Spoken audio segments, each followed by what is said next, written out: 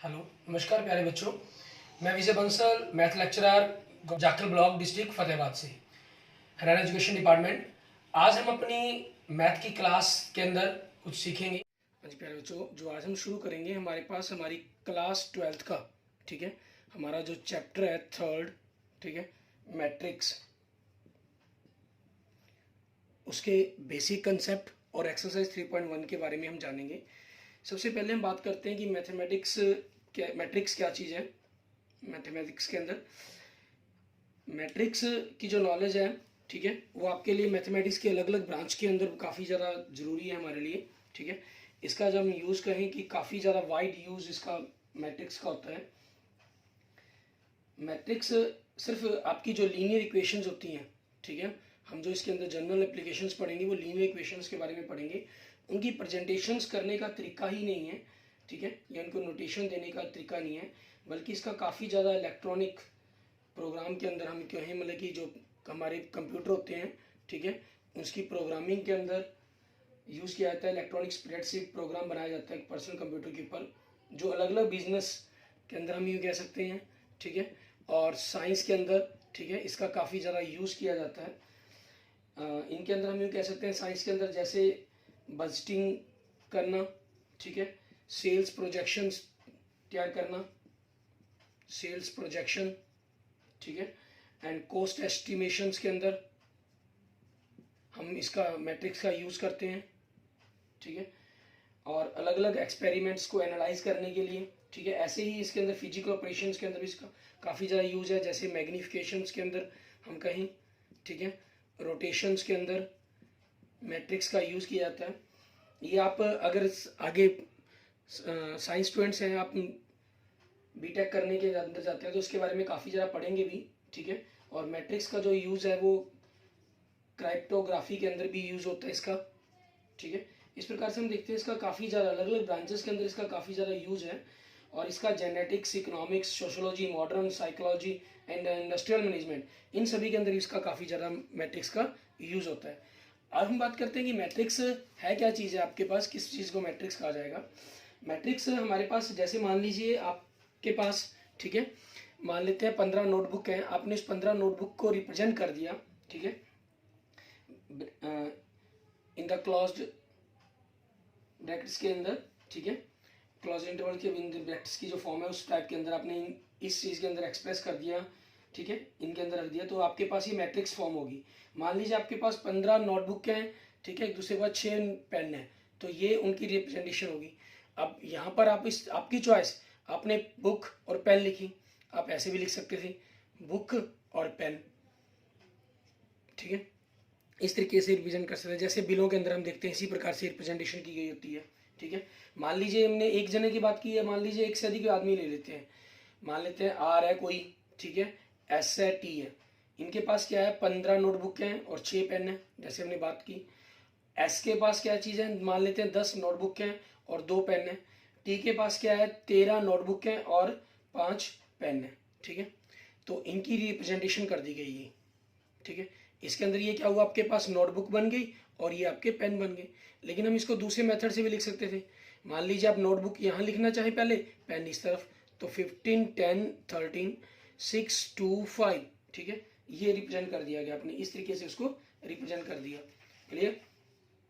इस तरीके से हमारे पास हम अगर कहें कि जो मैट्रिक्स है, ठीक है, अगर बाय डेफिनेशन हम इसको कहना चाहें तो वो क्या कहेंगे, ये matrix is an ordered rectangular arrow, ठीक है, of the number or of functions and the numbers or function are called the elements and the entries of the matrix। Means आपके पास किस मैट्रिक्स का एक ऑर्डर रेक्टेंगुलर रिप्रेजेंटेशन है, किसकी, numbers की या फंक्शंस की, और इसके बीच में जो हम ये नंबर्स रिप्रेजेंट करते हैं या फंक्शंस रिप्रेजेंट करते हैं, ठीक है, इनको हम एलिमेंट्स कहते हैं। ये जो सिंगल हमारे पास, जैसे इसके अंदर ये 15 एलिमेंट है, ये 6 एलिमेंट है, ये 10 एलिमेंट है, ये 6 है, 2 एलिमेंट है, ये 13 है, ये 5 है, टोटल 6 एलिमेंट्स हैं इसके अंदर, ठीक है। ये चीज़ आपके पास कहलाती है। और उसके बाद अगर हम बात करें इसके ऑर्डर की, ठीक है, कि ऑर्डर किसको कहेंगे, a matrix having m rows and n columns is called a matrix of order m into n are simply m into n matrix. Mean जिसके अंदर हम पहले रो लिखते हैं कितनी है, फिर उसके अंदर हम कॉलम लिखते हैं एक प्रकार से। अगर मान लीजिए इसके अंदर m रो है और n कॉलम है तो m इंटू n ऑर्डर हो जाएगा।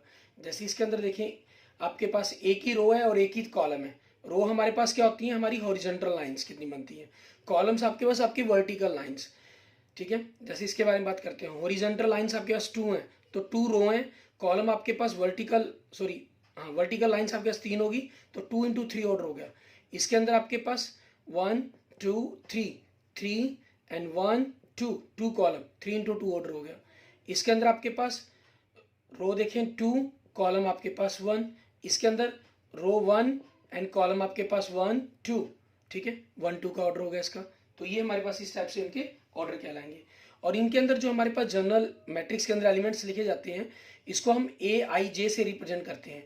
ए आई जे मतलब आपके पास वो एलिमेंट हो जाते हैं जो हमें बताते हैं कि आपके पास कौन सा एलिमेंट्स कौन सी पोजीशन पर है। आई आपके पास उसकी रो के रिप्रेजेंट करता है, जे उसके कॉलम्स को। जैसे ये फर्स्ट रो का first element means first row और फर्स्ट कॉलम का, ये फर्स्ट रो का सेकेंड एलिमेंट, फर्स्ट रो और सेकेंड एलिमेंट कॉलम का एलिमेंट, ठीक है। मान लीजिए अगर 8 2 लिखा गया, इसका मतलब क्या चाहिए, ये सेकेंड रो, ठीक है। जैसे आपसे इसमें पूछा जाए तो सेकेंड रो, ठीक है, हमारे पास सेकेंड रो और उसका थर्ड एलिमेंट मतलब थर्ड सेकेंड रो से थर्ड कॉलम से, तो आपके पास ये एलिमेंट बन रहा है, इट मीन्स ये एलिमेंट क्या बन जाएगा आपका 5 बन जाएगा, ठीक है। इस तरीके से इसको करना हमने, क्लियर। अब ये हमारे पास इसकी मैट्रिक्स की रिप्रेजेंटेशन रहेगी, ठीक है। और इसी के ऊपर बेस्ड हम कुछ हमारे एग्जांपल्स देखते हैं पहले मैट्रिक्स के अंदर रिप्रेजेंटेशन करने की, इसके ऑर्डर के बारे में जितनी हमने अभी तक बात की है, ठीक है। फिर उसके ऊपर आगे बेस्ड हम क्वेश्चन स्टार्ट करेंगे। आपका फर्स्ट एग्जांपल देखिए हमें क्या कह रहा है, कहना consider the following information regarding the number of man and women workers in the 3 factories 1 first second and third, ठीक है। Represent the above information in the form of 3 into 2 matrix order, means 3 रो बने and 2 columns बने, इस प्रकार से represent करना है, ठीक है ना। What does the entry in the third row and the second column represents. अब आपके पास क्या हो जाएगा इसका, द इंफॉर्मेशन, हमें क्या कहा इन्होंने, द इंफॉर्मेशन इज रिप्रेजेंटेड, ठीक है, is represented in the form, ठीक है, किस फॉर्म के अंदर, in the form of A 3 into 2 matrix, ठीक है, एज फॉलो। आपके पास इस प्रकार से होगी। अब इसके अंदर देखें आपके पास क्या बनेगा, 3 रो कह रहा है, ठीक है हमारे पास।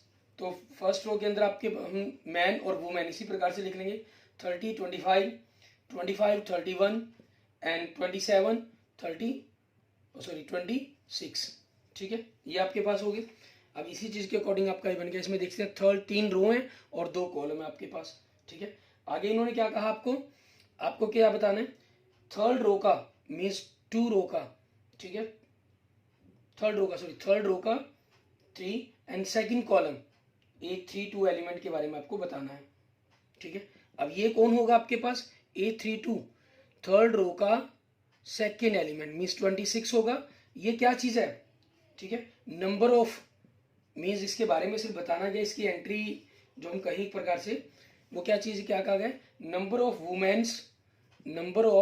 वुमेन, ठीक है, वर्कर्स इन फैक्ट्री थर्ड, ठीक है, फैक्ट्री थर्ड के अंदर आपके पास जो नंबर ऑफ वुमेन्स है उसके बारे में आपको बताता है, क्लियर। उसके बाद देखते हैं हमारे पास नेक्स्ट हमारा एग्जांपल नंबर 2। इसमें क्या करें, if a matrix has 8 elements what are the possible orders it can have, तो कितने ऑर्डर पॉसिबल है आपके पास, ठीक है। आपके पास देखें ऑर्डर ऑफ मैट्रिक्स क्या होता है, ऑर्डर ऑफ मैट्रिक्स, ठीक है, m इंटू n होता है हमारे पास।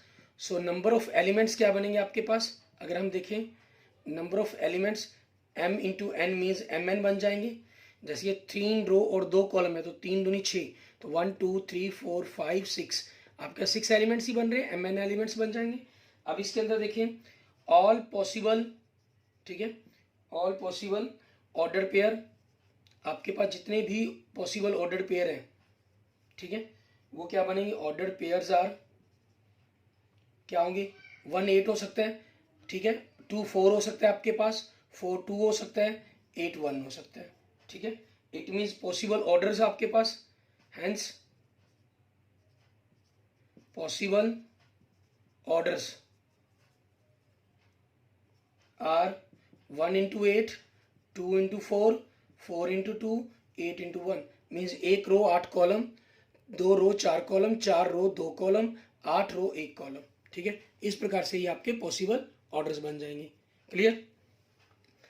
अब ऐसे ही हमारे पास आगे देखते हैं नेक्स्ट थर्ड एग्जांपल हमारा। इसमें हम क्या करते हैं, मैट्रिक्स को कंस्ट्रक्ट करना सीखते हैं। ठीक है, कंस्ट्रक्ट ऑफ ए मैट्रिक्स। इसमें हमें क्या करें, construct a matrix 3 into 2 order का, whose elements are given by a i j आपके पास दे रहे हैं 1/2 is equal to into modulus of the i minus 3j। ठीक है, तो हमारे पास एग्जाम्पल नंबर थर्ड के अंदर देखेंगे मैट्रिक्स ए क्या बनेगा आपके पास, हम कहें मैट्रिक्स ए ऑफ ऑर्डर, ठीक है 3 इंटू 2, 3 रो तो मतलब 1 1 1 2 एंड 1 3, 2 ही कॉलम तो 1 2 2 2 2 आपके पास। सॉरी हम फर्स्ट रो ये गलत लिख गए, सेकेंड रो का ये फर्स्ट कॉल रो के हिसाब से लिखे हम एलिमेंट्स को। ठीक है ना, 1 2 एलिमेंट तो इस तरफ ही आएगा ना, फर्स्ट रो का फर्स्ट एलिमेंट, फर्स्ट रो का सेकंड एलिमेंट, सेकंड रो का फर्स्ट एलिमेंट, सेकंड रो का सेकंड एलिमेंट, थर्ड रो का फर्स्ट एलिमेंट, थर्ड रो का सेकंड एलिमेंट। ठीक है, ये हो गया आपके पास। अब इन्होंने दिया क्या आपको, now A i J given क्या आपको 1/2 modulus of I minus 3j। ठीक है, वेयर आपके पास आई की वैल्यू क्या दी है इन्होंने 3 तक, 1 2 3। ठीक है, एंड और जे कितना दे रहा है 1 एंड 2। तो हम क्या करेंगे, ये 1 1 की वैल्यू निकालेंगे हमारे पास, तो हम आई और जे की जगह 1 1 रखेंगे हमारे पास। 1 2 जो पहला पॉइंट होगा वैल्यू होगी वो आई की होगी, तो दूसरी जे की होगी। तो 1 माइनस 3 इंटू 1 आपके पास 1/2, 1 माइनस 3 माइनस 2 हो गया, माइनस 2 का मॉडुलस आपका 2 आ जाएगा, इट मीन्स 1 हो गया। एंड नेक्स्ट आपके पास 1 2, ठीक है 1/2, 1 माइनस 3 इंटू 2 हो जाएगा, 1 माइनस 6 मीन्स माइनस 5, तो मॉडुलस आपके पास 5/2 आ गया। आप डायरेक्ट लिख सकते हैं 8 2 1 1/2, 2 माइनस 3 इंटू 1 तो 1/2, 2 माइनस 3 माइनस 1 हो गया, माइनस 1 का मॉडुलस 1। ठीक है, सो आपके पास कितना आ गया 1/2 आ गया। एंड A2 1/2, ठीक है आपके पास। और इसमें देखेंगे क्या बनेगा आपके पास, मीन्स आई की जगह भी आपको 2 रखना है और जे की जगह भी 2 रखने हैं आपको। तो इसमें आपके पास क्या बनेगा, मीन्स A2 एलिमेंट्स आपके पास, तो 1/2, 2 माइनस 6 मीन्स माइनस 4 हो गया, एंड माइनस 4 का मॉडुलस 4, इट मीन्स 2 आ गया आपके पास। क्लियर। एंड A3 एलिमेंट्स 1/2, आई की जगह 3 भरा, माइनस जे की जगह 1 भरा आपने, तो 3 माइनस 3 0 हो जाएगा आपके पास। एंड A32, ठीक है आपके पास, मीन्स 1/2, आई की जगह आपने 3 भरा और जे की जगह आपने 2 भरा, तो 3 माइनस 6 माइनस 3 हो जाएगा, उसका मॉडुलस आपका 3 आ जाएगा, इट मीन्स 3/2 वैल्यू होगी आपकी। ठीक है, सो मैट्रिक्स ए क्या बन जाएगा आपके पास, अगर हम ए मैट्रिक्स की बात करें, आपने इस प्रकार से ब्रैकेट्स के अंदर इनको रखना है। ठीक है, क्या बनेगा, ये आपके पास 1 वैल्यू बनी और ये 5/2 बनी, 1 5/2। फिर सेकंड रो के देखते हैं क्या बनी, 1/2 बनी और आपके पास 2 बनी, 1/2 एंड 2। और थर्ड रो की 3 1 0 बनी और ये 3/2 बनी, 0 एंड 3/2। ठीक है, ये आपके पास आपके क्वेश्चंस का आंसर हो जाएगा। क्लियर। ये हमारे पास मैट्रिक्स की रिप्रेजेंटेशन होगी, उनके ऑर्डर के बारे में हो गया, कैसे हम उनको रिप्रेजेंट करना है। ठीक है, उस टाइप के क्वेश्चंस होगी। आगे हम देखते हैं हमारे पास मैट्रिक्स की टाइप्स। ठीक है, इसके टाइप्स के बारे में पढ़ेंगे, टाइप्स ऑफ मैट्रिक्स हमारे पास। क्लियर।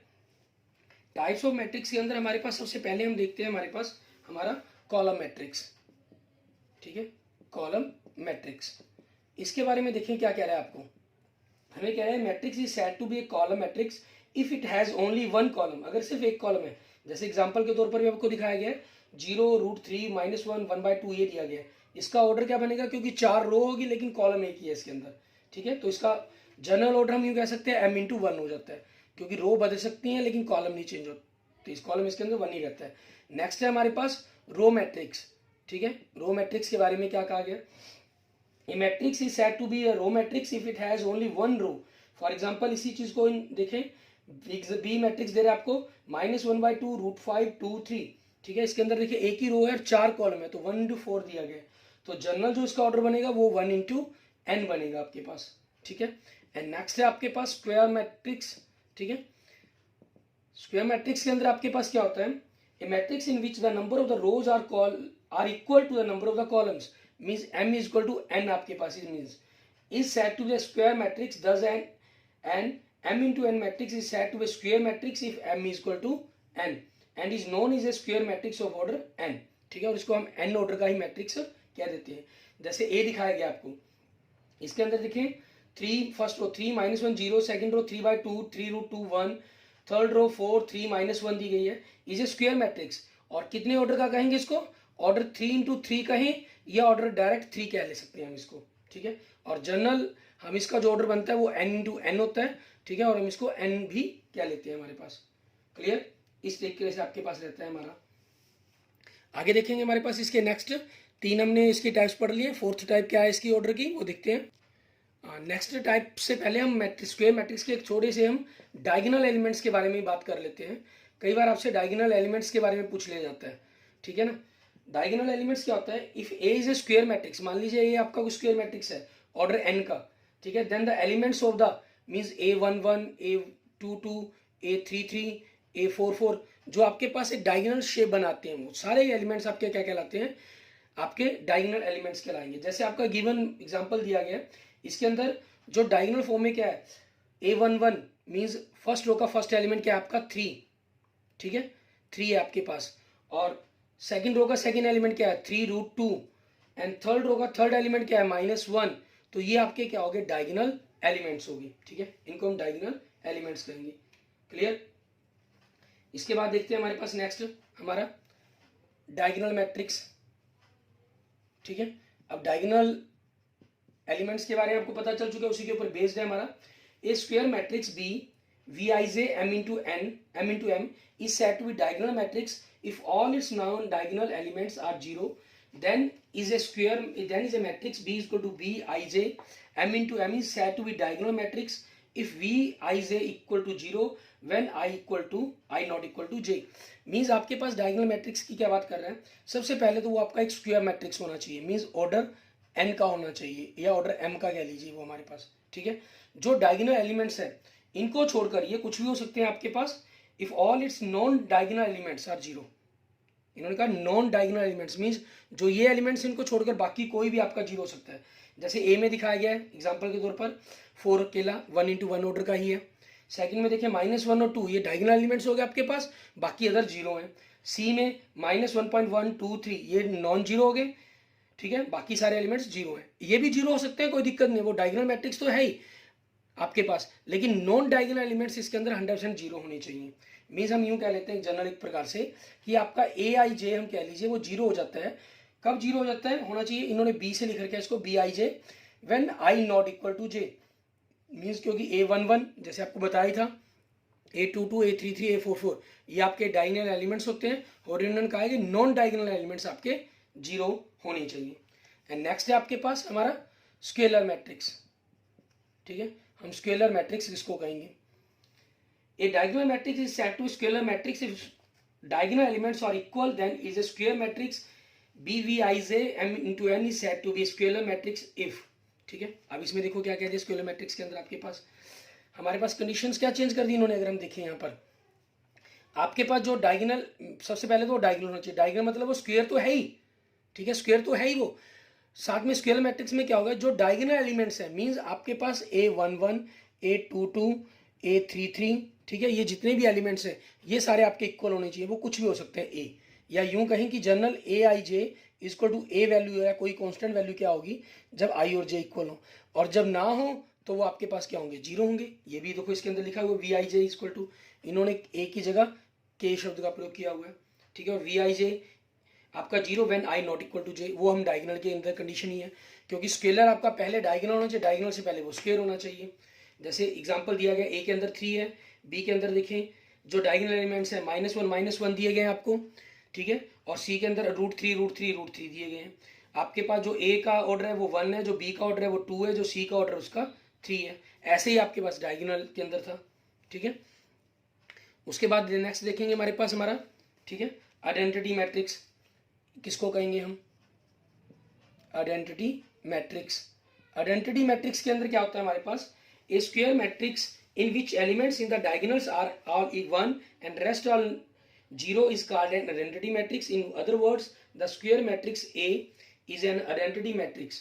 मीन्स इसके अंदर आपके पास यूं कह सकते हैं कि Aij आपका 1 होगा, Aij आपका 0 होगा, when I equal to j, when I not equal to j. Means इससे पहले वो स्केलर होना चाहिए, क्योंकि यहाँ वैल्यू इक्वल होनी चाहिए. ये नहीं कहा कुछ भी हो सकती है. जैसे यहाँ पर -1 और √3 देखी थी हमने, यहाँ वो 1 फिक्स होगी. जब 1 फिक्स हो जाए तो उसको स्केलर तो है ही, आइडेंटिटी भी कह सकते हैं. मीन्स सबसे पहले स्क्वायर, स्क्वायर से डायगोनल, डायगोनल से स्केलर, स्केलर से आइडेंटिटी.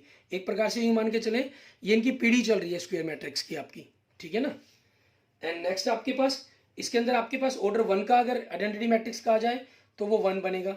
ऑर्डर 2 का कहा जाए तो 1 0 0 1 बनेगा. ऑर्डर 3 का कहा जाए तो 1 0 0 0 1 0 0 0 1. इसको हम I3 लिख लेते हैं, इसको हम I2 लिख लेते हैं, इसको हम I लिख लेते हैं. और आइडेंटिटी मैट्रिक्स के लिए सिंपल वर्ड I यूज़ किया जाता है आपका, ठीक है. जैसे सिंपल काउंटिंग में हम 1 करते हैं ना, वही काम यहाँ पर आइडेंटिटी करता है. जैसे सिंपल काउंटिंग में क्या होता है आपके पास, आप किसी को मल्टीप्लाई करें, मान लो 5 को 1 से मल्टीप्लाई किया 5 ही रहेगा, या 1 को 5 से करें तब भी 5 रहेगा. ऐसी मैट्रिक्स में आप इसको आइडेंटिटी से मल्टीप्लाई करें या आइडेंटिटी को किसी मैट्रिक्स से मल्टीप्लाई करें तो वो सिर्फ वही मैट्रिक्स ही आपको आंसर के रूप में मिलेगा, ठीक है. उसके बाद जीरो मैट्रिक्स की बात करते हैं. जीरो मैट्रिक्स, ये मैट्रिक्स कैसा मर्जी किसी मर्जी ऑर्डर का हो सकता है, m×n ऑर्डर का. A matrix is said to be zero matrix और null matrix if all elements are zero, मतलब सारे एलिमेंट जीरो, चाहे वो कैसे मर्जी ऑर्डर के हो. देखो जैसे पहले दिखा रखा है जीरो, एक ही 1×1 order. Second example 2×2 order. Third example 2×3 order. Fourth example 1×2 order दे रखे आपको, ठीक है. Are zero matrix. We have denote the zero matrix by O, इसको ओ से रिप्रेजेंट करते हैं किसी भी ऑर्डर के लिए. इसको आपके पास 2×3 ऑर्डर हो, आप इसको 4×5 ऑर्डर में लिखना चाहे लिख सकते हैं, कोई प्रॉब्लम नहीं है. ये सब आपके जितने ऑर्डर दिएंगे सब बराबर रहेंगे इनके अंदर, ठीक है. जैसे सिंपल जोड़ के अंदर होता है आपके पास, आप 5 में 0 जोड़ें, ठीक है, तो 5 ही रहेगा, या 0 में 5 जोड़ें. वैसे ही मैट्रिक्स के अंदर इसमें क्या रहता है, आप किसी मैट्रिक्स में जीरो मैट्रिक्स जोड़ें या 0 के अंदर उस मैट्रिक्स को जोड़ दें तो आपके पास वही मैट्रिक्स ही आपको आंसर के रूप में मिलेगा. क्लियर, इस तरीके से आपके पास रहेगा ये. नेक्स्ट हम देखते हैं हमारे पास, ठीक है, ये हमारी मैट्रिक्स की कुछ टाइप्स थी जिनके बारे में हमने पढ़ा. अब इसके बाद हम देखते हैं हमारे पास equality of the matrix, means दो मैट्रिक्स को आपस में कंपेयर करना. जब दो मैट्रिक्स आपस में कंपेयर किए जाएंगे तो फर्स्टली सबसे पहले उनके अंदर क्या चीज़ है, उनका ऑर्डर सेम होना चाहिए. अगर इसका ऑर्डर m×n है तो इसका ऑर्डर भी m×n होना चाहिए, तभी हम आपस में उनको इक्वल कह सकते हैं, अदरवाइज वो नॉट इक्वल, ठीक है. जैसे डेफिनेशंस में आप देख रहे हैं, two matrix Aij and Bvij are said to be equal if they are the same order. Secondly, each element of A is equal to the corresponding element of the B. Means इसका हर एक element Aij इसके प्रत्येक element Vij के equal होगा. Means Aij equal Vij, ठीक है. आपके पास ये चीज़ रहेगी इसके अंदर, हमारे पास यूँ कह सकते हैं. अब इसी पर बेस्ड हम एग्जाम्पल देखते हैं. हमारा एग्जाम्पल नंबर 4, इसमें हमें क्या कह रहे हैं, एग्जाम्पल नंबर 4 में हमें कह रहे हैं, कहना if this matrix and this matrix equal दिए गए हैं, find the values of A B C X Y Z, ठीक है. अब आपको करना क्या है, आप सबसे पहले तो जो दिए गए मैट्रिक्स हैं इनको लिख लेंगे, ठीक है, अपने क्वेश्चंस के अंदर सॉल्व करेंगे. अब ऑन कंपेयरिंग, ठीक है, सिंपल वर्ड के अंदर वी गेट, अब आप देख रहे हैं इधर क्या दे रहा है, ये x+3 दे रहा है और इधर क्या दे रहा है 0, मीन्स x+3 = 0. सो आपके पास x कितना आ गया, -3 आ गया, ठीक है. सेकेंड एलिमेंट क्या दे रहा है, z+4 और इधर कितना दे रहा है 6. It mean z+4 = 6. So z = 6 - 4, it means 2 हो गया आपके पास. एंड नेक्स्ट देखिए आपको थर्ड एलिमेंट क्या दे रहा है, 2y - 7 और यहाँ क्या दे रहा है 3y - 2, मीन्स 2y - 7 = 3y - 2. यहाँ से कंपेयर किया आपने 2y, 3y लेफ्ट साइड में जाके माइनस का हो गया -2, -7 राइट साइड में जाके प्लस का हो गया. सो -y = 5, सो y = -5, ठीक है. ये वैल्यू आ गई आपके पास. क्लियर, XYZ की वैल्यू आ गई. अब ये -6 दिया गया है, यहाँ से -6 दिया गया है, ठीक है. ये लास्ट आपके पास सेकंड एलिमेंट देखें, A-1 दिया गया है, ये -3 दिया गया है. इट मीन्स A-1 = 0, सॉरी -3, ठीक है. सो आपके पास A कितना हो जाएगा, -3 + 1, दैट मीन्स -2 हो गया आपके पास. क्लियर, ये A की वैल्यू आ गई. एंड नेक्स्ट एलिमेंट क्या दे रहा है, ये 0 दे रहा है और यहाँ पर आपको क्या दे रहा है 2C - 2 दे रहा है और 2C + 2 दे रहा है. तो 2C + 2 = 0 रखेंगे तो यहाँ से 2C = -2 हो गया. मीन्स C आपके पास -2/2, इट मीन्स -1 आ गया आपके पास, ठीक है, कंपेयर करने पर. एंड नेक्स्ट आपके पास देखें ये v माइनस 3 है आपका, और यहाँ 2v माइनस 4 दिया गया है। नेक्स्ट -21 0, -21 0। तो आप क्या करेंगे, 2v minus 4 is equal to v minus 3। So 2v minus v इस तरफ लेफ्ट साइड में आके माइनस का, -3 -4 राइट साइड में जाके positive. So v is equal to 1। ये आपके पास A B C X Y Z की वैल्यू आ गई। क्लियर? ये हमारा एग्जाम्पल नंबर 4 हो गया। ऐसे ही हमारे पास हमारा लास्ट एग्जाम्पल देखते हैं, एग्जाम्पल नंबर 5। ठीक है, इसको हमें किस तरीके से करना है वो देखते हैं। एग्जाम्पल नंबर 5 में आपके पास क्या कह रहा है, हमें दो मैट्रिक्स दे रहे हैं, find the values of A B C D from the following equations. ठीक है, आपको इक्वेशंस दी गई है 2a प्लस बी, ठीक है, a minus 2b, clear, and 5c minus D and 4c plus 3d is equal to आपके पास 4 minus 3, ठीक है, 11 24। क्लियर ये चीज।